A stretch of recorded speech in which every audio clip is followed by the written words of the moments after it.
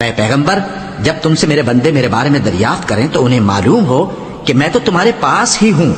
جب کوئی پکارنے والا مجھے پکارتا ہے تو میں اس کی دعا قبول کرتا ہوں، تو ان کو چاہیے کہ میرے حکموں کو مانیں اور مجھ پر ایمان رکھیں تاکہ نیک رستہ پائیں۔ روزوں کی راتوں میں تمہارے لیے اپنی عورتوں کے پاس جانا جائز کر دیا گیا ہے، وہ تمہاری پوشاک ہیں اور تم ان کی پوشاک ہو۔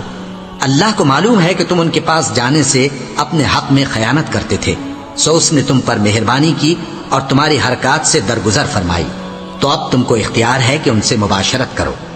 اور اللہ نے جو چیز تمہارے لیے لکھ رکھی ہے یعنی اولاد، اس کو اللہ سے طلب کرو اور کھاؤ اور پیو، یہاں تک کہ صبح کی سفید دھاری رات کی سیاہ دھاری سے الگ نظر آنے لگے۔ پھر روزہ رکھ کر رات تک پورا کرو، اور جب تم مسجدوں میں اعتکاف بیٹھتے ہو تو ان سے مباشرت نہ کرو، یہ اللہ کی حدیں ہیں، ان کے پاس نہ جانا۔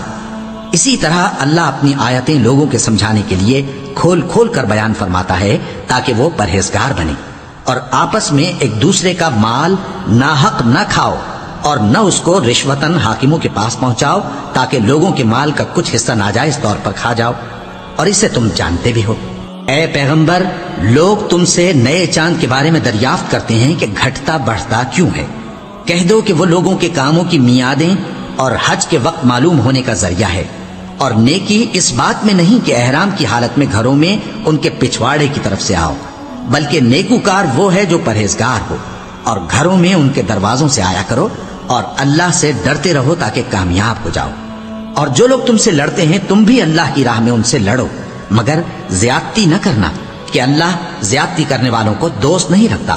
اور ان کو جہاں پاؤ قتل کر دو، اور جہاں سے انہوں نے تم کو نکالا ہے یعنی مکے سے، وہاں سے تم بھی ان کو نکال دو۔ اور دین سے گمراہ کرنے کا فساد قتل و خونریزی سے کہیں بڑھ کر ہے۔ اور جب تک وہ تم سے مسجد حرام یعنی خانہ کعبہ کے پاس نہ لڑیں، تم بھی وہاں ان سے نہ لڑنا۔ ہاں، اگر وہ تم سے لڑیں تو تم ان کو قتل کر ڈالو، کافروں کی یہی سزا ہے۔ پھر اگر وہ باز آ جائیں تو اللہ بخشنے والا ہے، رحم کرنے والا ہے۔ اور ان سے اس وقت تک لڑتے رہنا کہ فساد نابود ہو جائے اور ملک میں اللہ ہی کا دین غالب ہو جائے۔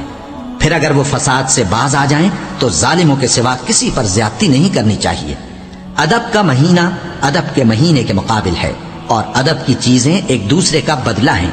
پس اگر کوئی تم پر زیادتی کرے تو جیسی زیادتی وہ تم پر کرے ویسی ہی تم اس پر کرو، اور اللہ سے ڈرتے رہو اور جان رکھو کہ اللہ ڈرنے والوں کے ساتھ ہے۔